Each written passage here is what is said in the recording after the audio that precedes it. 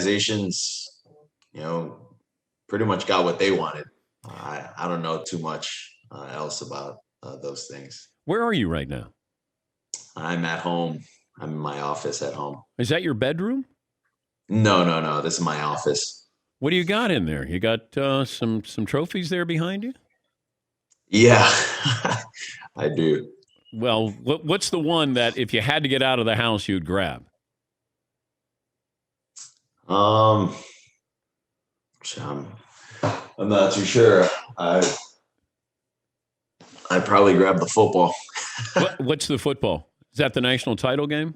No, that was my first touchdown throw in the NFL. Oh, cool. That's good. Now, is that where you get the touchdown, receiver gives it to you, and then you hand it to, like, the equipment guy? Correct. Oh, okay. Yes, yeah. Correct. Where are you going to watch the Super Bowl?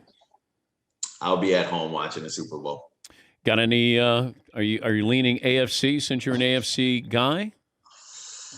Man, I just hope to see a really good game.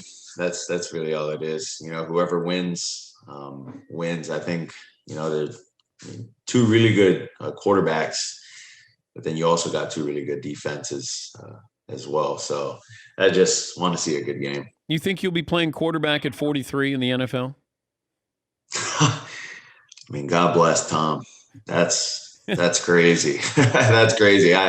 God willing that my career is that long. If not, I'd hope to at least have a decent career. I asked this to Justin Herbert last week. I said, I'm going to let you take away one defender on the Chiefs defense. Like, you're going to play them, and that guy doesn't get to play because you said that he doesn't get to play. Who would that guy be? Who would that guy be? I think it's hard to just pick out one guy because studying their defense, I mean, these guys are multiple defense. They, first and second down are normally downs where you understand or you kind of know what their defense is going to give you. And third down is when they switch it up. But as for the Chiefs, they do what they do on third down, on first, second, third, and fourth down. You just never know what you're going to get with them. I just think it's very hard to pick out one guy. Herbert said Tyrann Mathieu. Tyrann's really good too, but when they're pressuring, and I mean it just really makes it hard. How many times did you go to the line of scrimmage at Alabama and know it was going to be a touchdown? I would say a little over 50%. A little over 50%. Wow. Yeah. And then sometimes, with the short passes, I just thought it'd be, at least a decent catch and run. But a lot of the times, I'd get the ball in the hands of Jerry or Devontae or Jalen, and a little 2-yard catch would turn into a 72-yard touchdown. Be honest with me. If I was the quarterback at Alabama and I had those receivers, how many touchdowns do you think I could throw? Oh, man. You'd be able to throw however many touchdowns your heart desires, I think.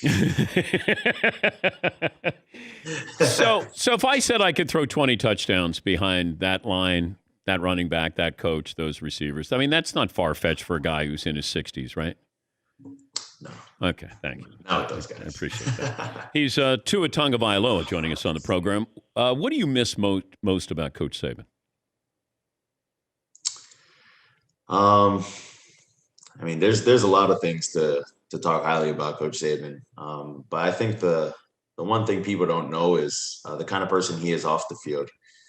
He's very soft-spoken, very tender-hearted, very loving, and very caring of a person off the field.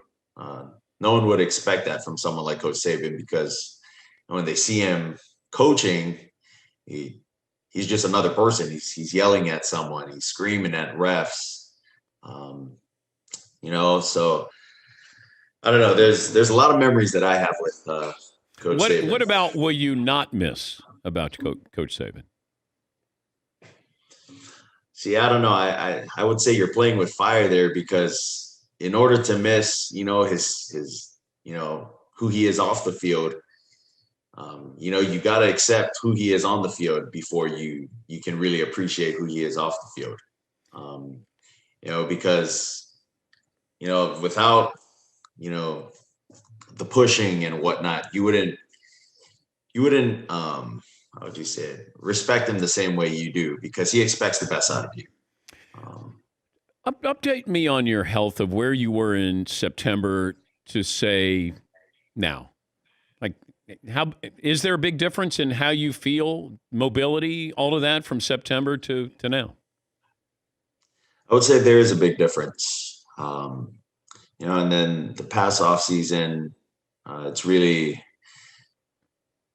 been a rehab year last year. But this year, I would say my health has gotten a little better, but it's not something that you feel is good and you just stop. Working on mobility and whatnot. It's a continuing process for me. But we look back and we didn't even know if your career was going to continue when you looked at that injury. And that's why I didn't know if the bar was set higher because maybe Justin Herbert's success, where we were expecting, or Joe Burrow, like, hey, Tua, you got to put up these numbers. But they didn't go through what you went through. Was the media fair to you in the expectations? I would I wouldn't I would say I wouldn't know too much because I never paid attention too much to the media with what they had said or with what was going on. Really, the only time I'd ever understand about the hype was when I got interviewed by the media for the Miami Dolphins. But as far as expectations, I have really high expectations for myself, and I didn't meet those expectations this past year. What's it like to hear your name or have people tell you that your name's involved in possible trade talks with Deshaun Watson? Yeah, I would say that's something that I can't control. I don't have any control over, those trade deals and whatnot. But for me, my job is to, help our team win games and, help our offense contribute to the success of the team. Um, so yeah. Well, I was going to buy a Tua Dolphin jersey in the offseason. I don't like. I just want to make sure you're still going to be there, though. Like, should I wait till August here, Tua? Well, honestly, I'm not too sure. Like I said, I can't control, things that I can't control. What I can do is continue to work hard and hopefully this upcoming season, Maybe I get an prove right. Alabama jersey. I'll get a Tua Alabama jersey. Then I'm safe. Right? What are you doing with Verizon this week? Yeah, I'll be participating in the new Verizon 5G stadium in Fortnite with fans as well as other NFL players and gamers on February 2nd. And fans will be able to tune in via Twitch and on Twitter at Verizon. Were you allowed to play video games growing up? I was. Oh, that doesn't I sound was. like you probably had to sneak to play video games. Well, school days, I wasn't able to. Weekends, depending, if I did good throughout the week with football practice and whatnot, and as well as football games, then I'd be rewarded by being able to play the game. Do you have a curfew back at home now with your parents? No, I never had a curfew with my parents. Only certain times of my my life. When's the last time you were grounded by your parents? Uh, I I wouldn't say I was ever grounded. Um, yeah, I just got things taken away. Like I couldn't do certain things. Well, did you get a timeout or, like your dad Um, said, go to your room? no, I never got timeouts. Only time I've got timeout was when I was in kindergarten in first grade. Oh, I'm sure what you did was so bad. Yeah. Hey,